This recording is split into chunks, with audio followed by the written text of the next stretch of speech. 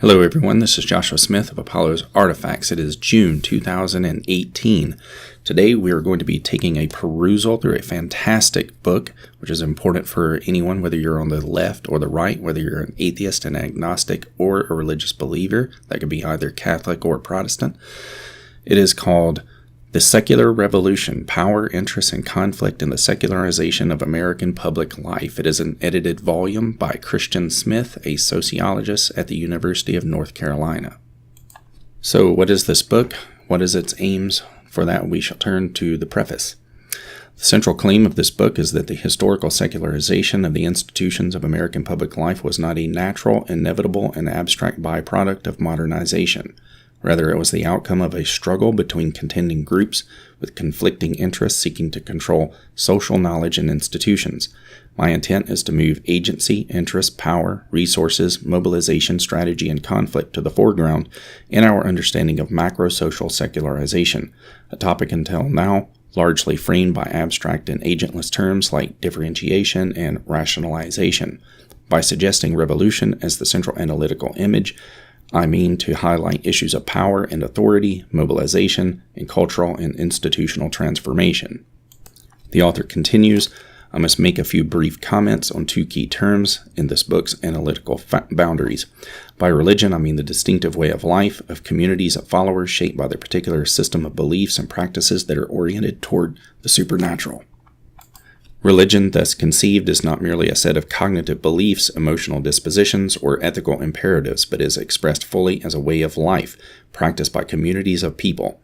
This particularistic, substantive definition intentionally excludes implicit religions, civil religion, quasi-religions, and secular religions from consideration. In my use of public life, I follow Habermas. Habermas was the thesis director for the great libertarian thinker Hans Hermann Hoppe, of whom, so to speak, much will be talked about later on another episode of this show. I follow Habermas broadly in meaning those fields of social life in which culturally different groups of people must live together with common normative and institutional arrangements that govern or influence important dimensions of their lives. These include the areas of law, education, science, medicine, the mass media, and so on. As to analytical boundaries, this project will generally focus on the proximate causes of the secularization of American public life, not on its ultimate causes in long historical context. Ancient Israelite monotheism, ancient Greek philosophies, the Renaissance, the Protestant Reformation, the Enlightenment, and so on help to create a certain background for macrosocial secularization in America. But my concern here is not primarily with how long-term forces may have created a general context, but with the proximate whos, whys, and hows of the secular revolution that were played out within that context. I should also state explicitly that while the arguments that follow intend to address the question of secularization broadly, I proceed in that direction by analyzing a set of specific, concrete historical events surrounding the loss of American Protestant establishment elites of their public institutional influence in the United States. While the former hopefully will illuminate the latter, the two should not be conflated in a way that suggests that secularization generally equals the demise of Protestant elite control. And a bit further down in this preface, he points out, this book's argument raises important political issues by analytically problematizing what did happen to religion in American public life. It inevitably prompts the normative question of what ought to have happened and should today happen when it comes to religion in the public square. That is part of my intention. However, my historical analysis does not itself imply or underwrite any specific political position on the matter. Both strict separationist and religious accommodationist, i.e. those who want the state to advantage one or all religions in public life because of the benefits for democracy and civic life that religion is said to provide, as different here as they are, might equally be persuaded by the analytical approach here. The separationists will simply celebrate the secular revolution, while accommodationists will lament it. Thus, the reader's own normative position on the proper role of religion in public life, per se, should not determine whether he or she finds this book convincing. And then I'll skip from there to his introduction, titled Rethinking the Secularization of American Public Life. Why rethink secularization? History is written by the victors, and for this reason, perhaps, we are not accustomed to thinking about the secularization of American public life as the successful outcome of an intentional political struggle by secularizing activists to overthrow religious establishments' control over socially legitimate knowledge. Rather, we have been taught to think of secularization as the natural and inevitable byproduct of, quote, modernization. But this standard modernization account of secularization is moribund, in hopes of offering a more interesting and insightful explanation for the profound changes that altered American institutions between 1870 and 1930. This book explores the possibility that the secularization of American public life was in fact something much more like a contested revolutionary struggle than a natural evolutionary progression. Thinking through the revolution analogy in the American context, we should understand the overthrown regime in this secular revolution as what we commonly think of as the 19th century's mainline Protestant establishment. The rebel insurgency consisted of waves of networks of activists who were largely skeptical, free-thinking, agnostic, atheist, or theologically liberal, who were well-educated and socially located mainly in the knowledge production occupations, and who generally espoused materialism, naturalism, positivism, and the privatization or extinction of religion. So it is at this point, for a moment, I would like you to just step back and think about which of these two models of history is it that you were personally taught. If you paid attention to your history courses when you were in middle school, high school, probably even college, I guess you were taught the one that says the secularization process was inevitable.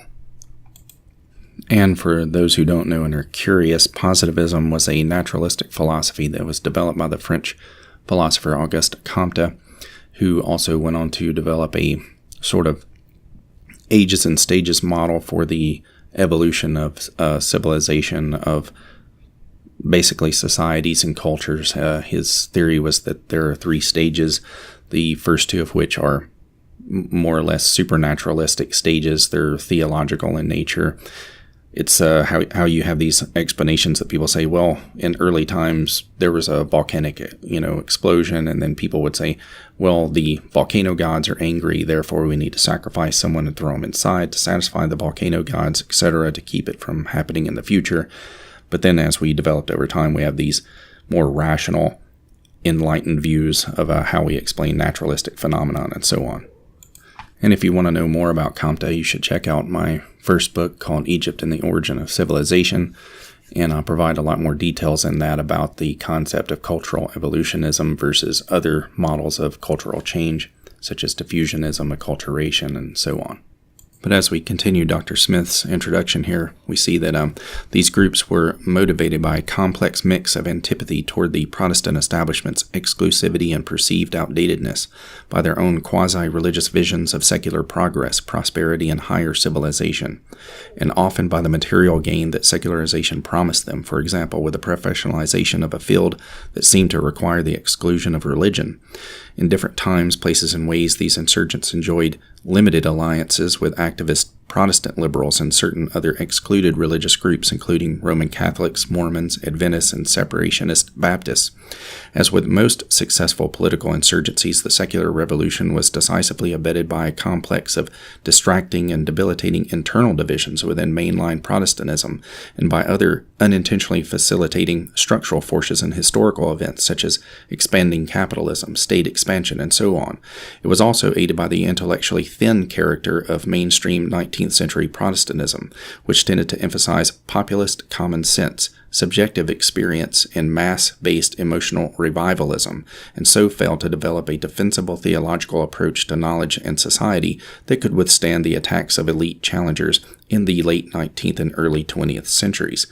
And this is a problem that's pointed out by William Craig Smith. I think you've probably seen him all over talking about various theological debates with atheists and whatnot, and also with the great Roman Catholic thinker Father Barron. And they both talk about how thin this sort of intellectual milieu was for religious belief at these times. And because of that, they failed to form any strong infrastructure of what are called apologetics. And because of the lack of these apologetics, they attribute the rise later to the new atheists.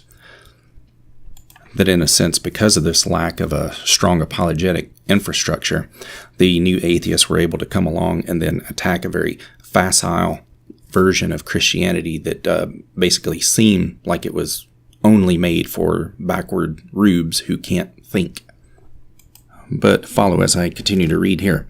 To be more precise, the secularization of American public life might be helpfully thought of as a kind of revolution in several ways.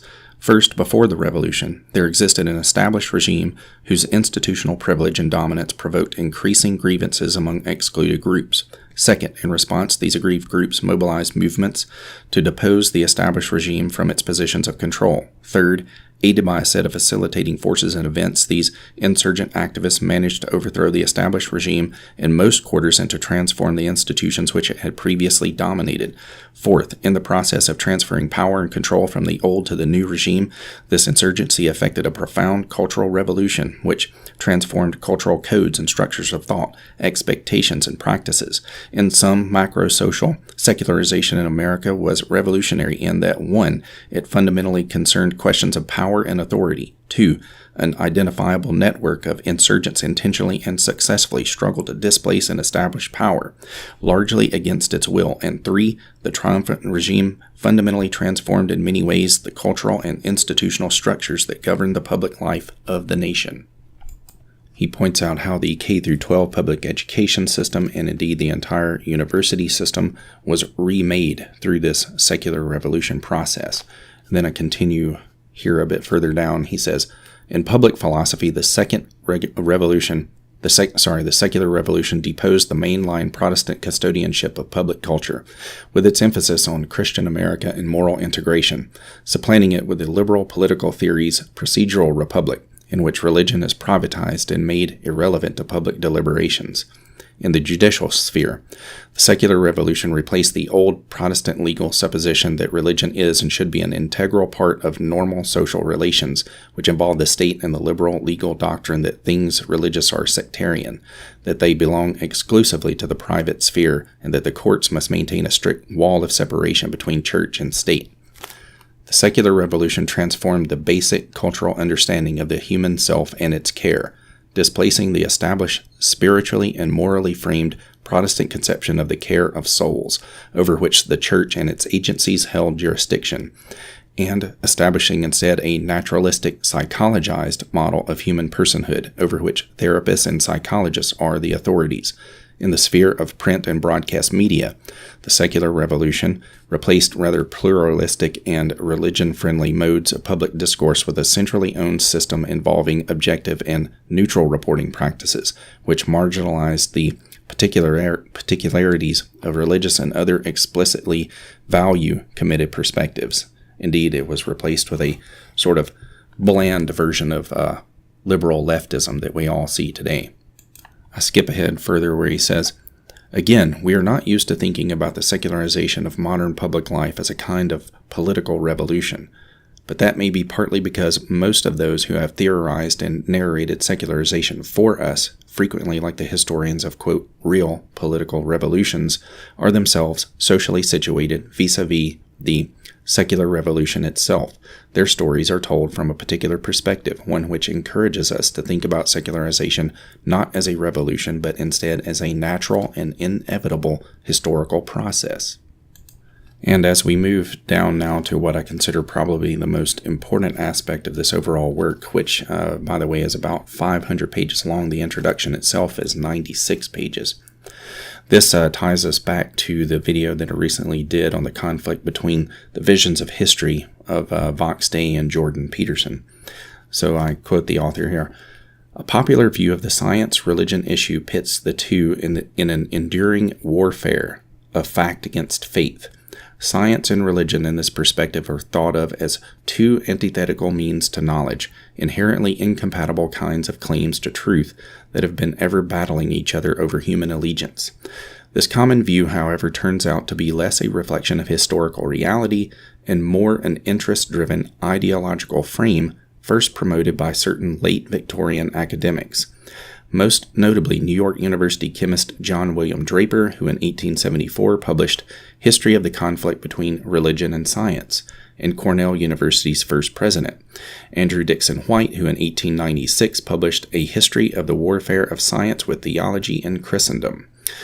University of California sociologist Stephen Shapin in The Scientific Revolution, a masterful synthesis of the historical literature, observes, quote, "It has been a very long time since these, quote, warfare attitudes have been held by historians of science. Rather, Shapin says in the historiography of science, the intimate connections between science and religion have been a leading concern. According to the seminal work of University of Wisconsin historians David Lindbergh and Ronald Numbers, God and Nature, Historical Essays on the Encounter Between Christianity and Science, recent decades have seen, quote, a developing consensus among scholars that Christianity and science had not been at war, end quote." And keen listeners will note that this warfare model is precisely the one that is promoted by the new atheists. I continue here. Histories less biased by the, quote, warfare lens show instead, for example, that the Catholic Church was in fact not a particular enemy of science. Quote, "There is no longer any sustainable and interesting sense in which it can be said that the Catholic Church was, quote, unscientific or even unambiguously opposed to the new science," end quote. They show, for instance, that most of the early leaders of the scientific revolution were indeed theists, if not Christians, who viewed science and religious faith as mutually reinforcing. Quote, "In speaking about the purposes of changing natural knowledge in the 17th century, it is obligatory to treat its uses in supporting and extending broadly religious aims. There was no such thing as a necessary 17th century conflict between religion and science," end quote. And they show, for example, that 19th century Orthodox Christians engaged geology and evolutionary biology not with simple obscurantist antagonism, but by articulating a broad range of complex positions, including quite supportive perspectives. Reconcilers experienced little difficulty accommodating the testimony of the rocks. When conflict occurred, it was not along a simple line separating scientists and clerics. The issues raised by Darwin also provoked widespread controversy, but the conflicts surrounding Darwin were far more complex than the science versus religion formula suggests. Randall Collins said on this issue, "Science is theologically neutral." And I will wrap up here by this following section. 2 points here are relevant. First, the received, quote, warfare view of religion and science is not a useful assumption that should frame our historical analysis.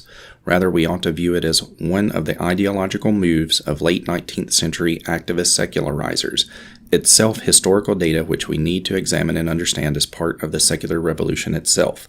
To be clear, central to the vision of this book is the idea of a political struggle between various religious and secular activists.